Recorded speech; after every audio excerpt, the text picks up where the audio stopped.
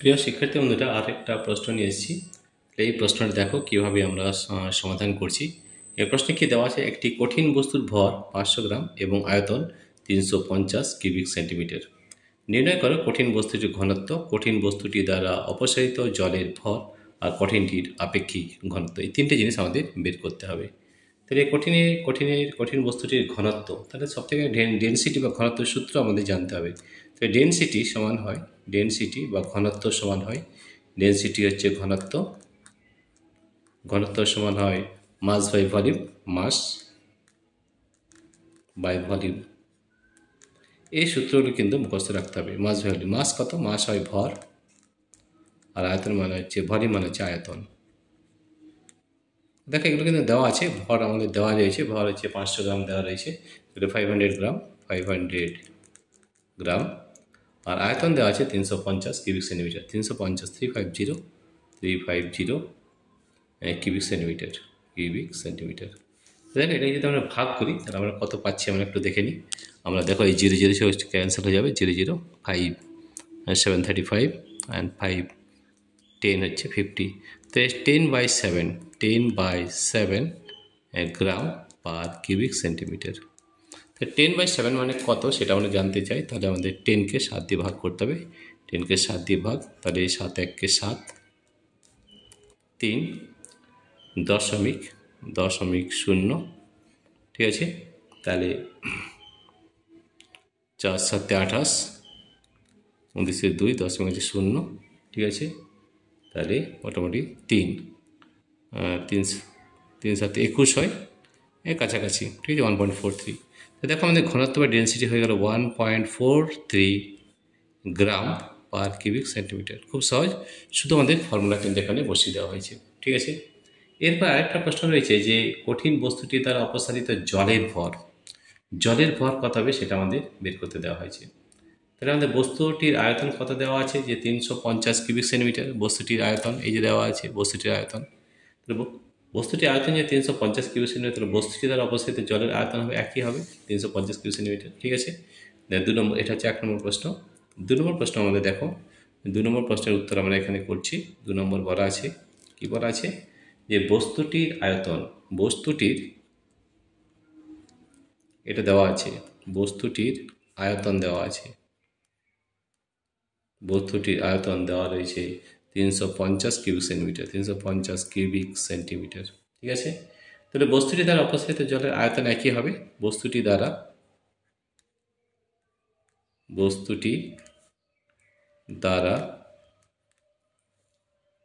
অপসারিত, বস্তুটি দ্বারা অপসারিত জলের আয়তন হবে, অপসারিত জলের আয়তন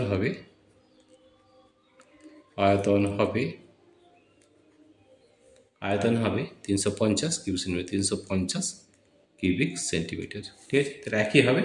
তাহলে আমাদের জলের ঘনত্ব কত, কীভাবে বের করতে হয়, আমাদের এই সূত্র হচ্ছে জলের ঘনত্ব। এই সূত্রটা কিন্তু মনে রাখতে হবে, জলের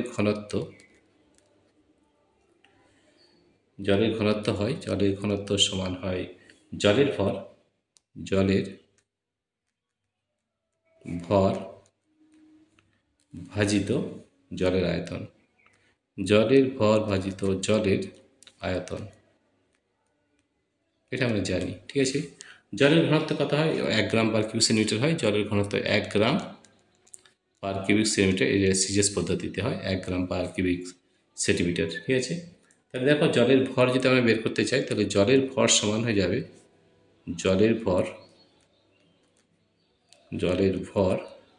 সমান কণাকণির গুণ হবে জলের ঘনত্ব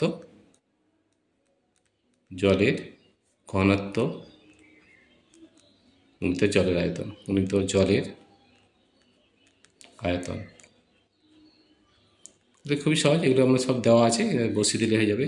জলের ঘনত্ব কত হয়, 1 গ্রাম পার কিউবিক সেন্টিমিটার, 1 গ্রাম পার কিউবিক সেন্টিমিটার। আর জলের আয়তন আমাদের আছে 350 cubic centimetre, 350 cubic centimetre. Cubic centimetre কেটে যাবে, তাহলে আমাদের 350 গ্রাম হবে, 350 গ্রাম, 350 গ্রাম। তো জলের ভর আমরা পেলাম 350 গ্রাম। তাহলে অপসারিত জলের ভর হবে 350 গ্রাম। সুতরাং অপসারিত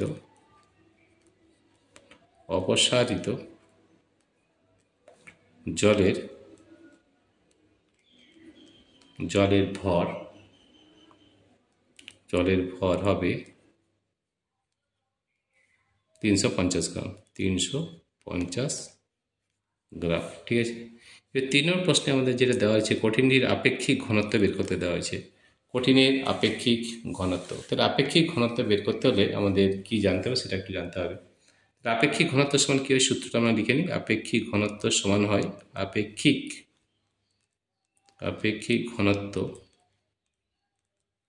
সমান হয় কঠিনটির ঘনত্ব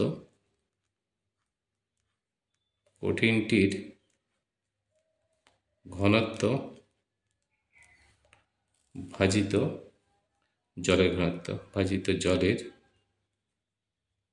ঘনত্ব।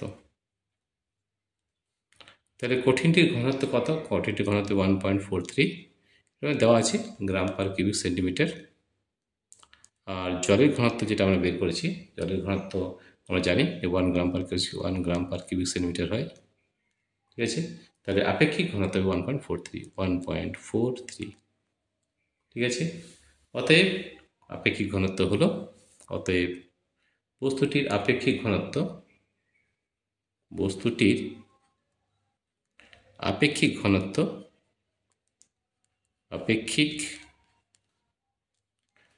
ঘনত্ব সমান হয়ে যাবে 1.43। এটা আমাদের উত্তর হবে। দেখো, এই ধরনের প্রশ্ন করতে হলে সবথেকে আগে আমাদের যেটা জানতে হবে সেটা হচ্ছে ফর্মুলা বা সূত্রগুলো জানতে হবে।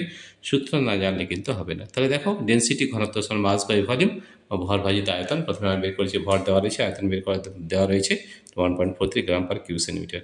বস্তুটির আয়তন আমাদের কত দেওয়া রয়েছে? 350 কিউবিক সেন্টিমিটার। তাহলে বস্তুটি দ্বারা অপসারিত জলের আয়তন হবে একই হবে 350 কিউবিক সেন্টিমিটার। তাহলে জলের ঘনত্ব কত? জলের ভর ভাজিত জলের আয়তন। তাহলে জলের ভর হবে জলের ঘনত্ব গুণিত জলের আয়তন, তাহলে 350 গ্রাম। সুতরাং অপসারিত জলের ভর হবে 350 গ্রাম। আপেক্ষিক ঘনত্ব কত হবে? কঠিনটির ঘনত্ব ভাজিত জলের ঘনত্ব। কঠিনটির ঘনত্ব 1.43 গ্রাম পার কিউ সেন্টিমিটার, আর জলের ঘনত্ব 1 গ্রাম পার কিউ সেন্টিমিটার, হয়তো 1.43।